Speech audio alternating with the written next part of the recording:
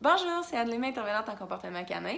Aujourd'hui, on va encore parler de langage canin. Je vous conseille fortement d'aller voir mon premier vidéo qui parle de signes de stress. Par contre, aujourd'hui, on va parler spécifiquement de langage corporel entre chiens, fait que lors de périodes de jeu entre groupes ou entre deux chiens.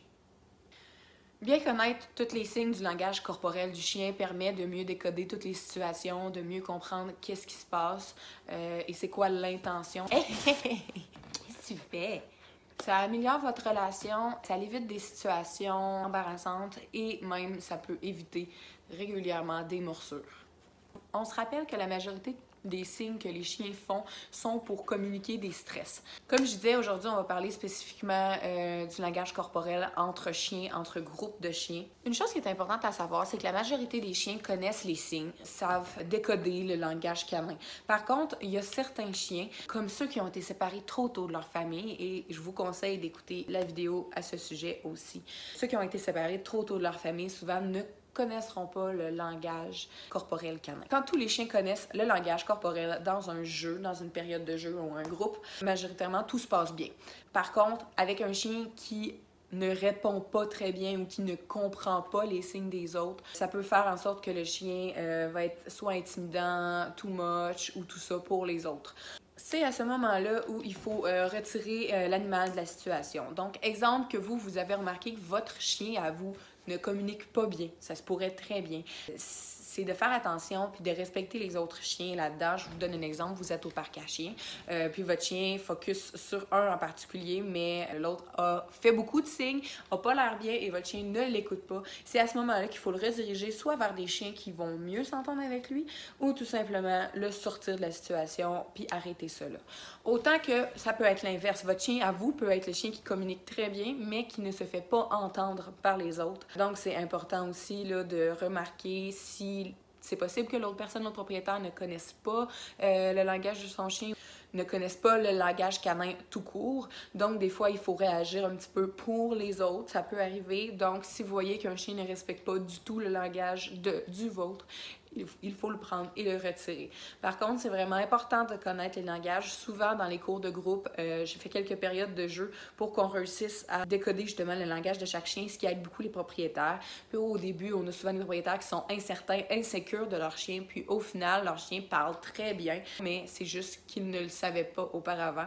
Donc, c'est vraiment important d'essayer de reconnaître ça, puis de bien décoder son chien. Les signes qui suivent sont souvent des signes qui se font lors de périodes de jeu. Aussi, c'est souvent dans l'action. Donc, on a le figé. On imagine très bien deux chiens qui jouent, qui courent, puis ils figent une fois de temps en temps. Ensuite, on a le avancer en cercle. Vous allez souvent voir, il va s'agir de deux chiens, il va en avoir un qui va avancer plus en cercle vers l'autre.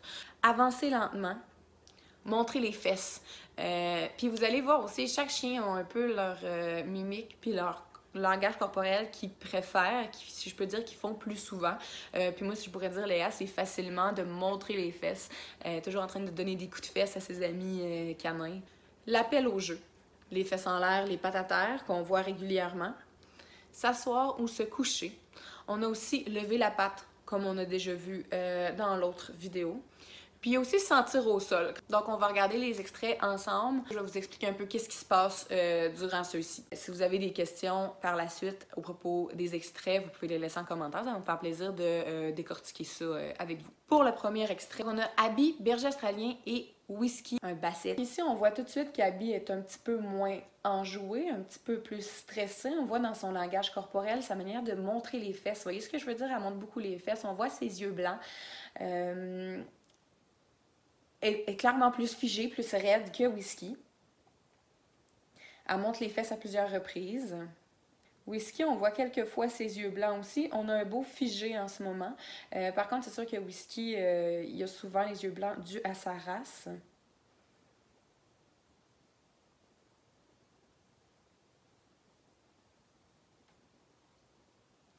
Donc, on a quand même une belle période de jeu, mais comme je vous dis, on voit clairement qu'au début, Abby est un peu plus là, sur ses gardes, si je pourrais dire.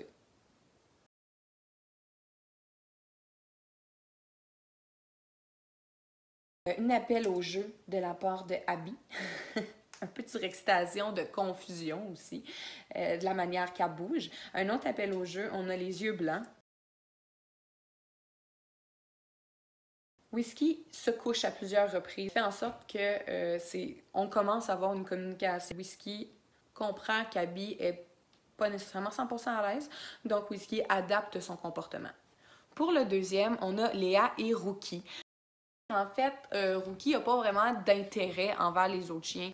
Fait qu'on a Whisky qui détourne la tête au début. On a pas mal de figés de la part des deux. Les deux sont très stiffs, raides dans leur mouvement. Donc on voit qu'il y a quand même de la tension. De la part des deux chiens, ça détourne de la tête. Il y a Léa qui vocalise beaucoup. C'est un signe de stress de sa part. Je dirais pas que ça l'est nécessairement pour tous les chiens. On a une belle suite de la part de Léa. On va lever la patte. Ensuite, on va montrer les fesses. On avance aussi, en fait, on n'avance pas nécessairement, mais on fait des cercles devant Rookie et on se couche. On a les deux qui vont figer au moment où que Rookie avance. Tout d'un coup, oh, ça fige, un petit peu de stress. On voit Rookie aussi qui se liche le nez à quelques reprises.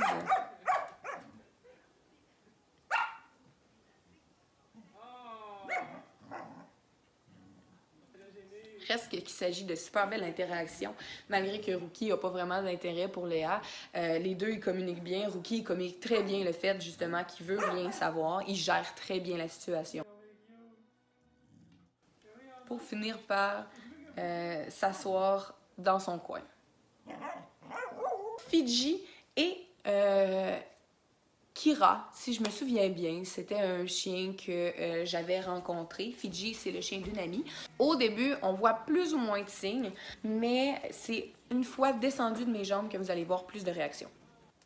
Pour le Boston, on a un langage corporel qui est très très raide en général, on pourrait dire figé. Puis évidemment, on voit beaucoup les yeux blancs. Oui, c'est des races qu'on voit quand même les yeux blancs, mais je trouve qu'on les voyait spécifiquement. Fidji, quand Kira va commencer à la sentir, elle va s'asseoir, elle lève la patte aussi et elle est figée.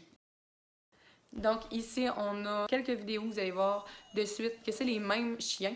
On a Aspen et Léa. On a des figes, je les dirai pas nécessairement à chaque fois. Aspen, elle détourne la tête, elle fait aussi appel au jeu. On a Léa qui fait du sang par terre. C'est quand même intéressant là, à constater.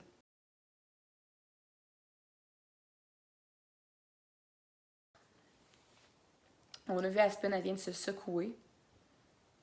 Elle a bâillé aussi. Léa a fait des cercles. Ils font que des cercles autour du lit qui est par terre depuis tout à l'heure.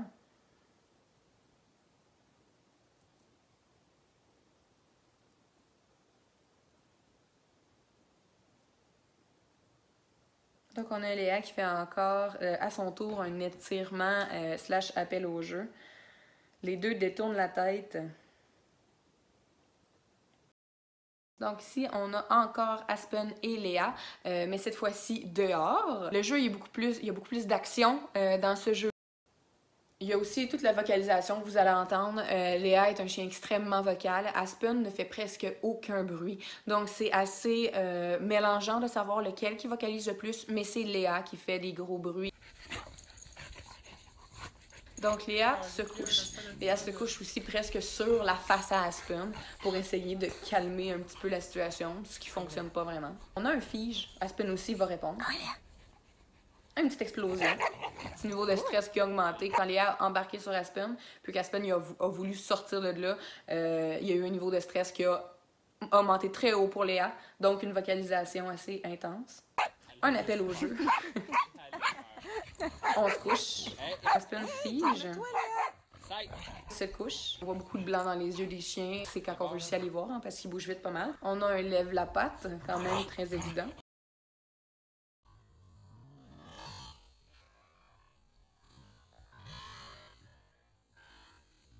Voilà pour mes extraits. Il s'agit des extraits que moi j'avais. Par contre, c'est sûr qu'il y avait principalement Léa dans les vidéos, donc ça fait en sorte que vous avez vu plus peut-être certains signes que d'autres. Encore une fois, je vous conseille fortement d'aller voir sur Internet pour essayer de trouver, écrivez juste des chiens qui jouent, quoi que ce soit, puis essayez vous-même de trouver tous les signes qu'il y a. À force d'en voir, on finit par tout simplement, sans même réfléchir, c'est comme si ça deviendrait un langage. Sans même réfléchir, on le sait qu'est-ce que le chien a fait. Donc, c'est super utile, c'est super important. Amener, tu sais, quand votre chien est mal à l'aise dans le bain, dans l'auto, dans des situations où votre chien est mal à l'aise, profitez-en pour regarder ses mimiques, son langage corporel. Ça va vous aider à le connaître un petit peu plus. J'espère que, encore une fois, toutes les informations vont vous avoir été utiles, que ça va vous avoir fait apprendre bien des choses. Vous pouvez me laisser un like sur la vidéo si vous avez trouvé ça intéressant, si vous avez apprécié ce que vous avez entendu. Gênez-vous pas pour me suivre, pour me poser des questions, pour m'appeler, je suis là pour vous aider. Donc, à la prochaine, puis apprenez à parler chien. Eat that cheese!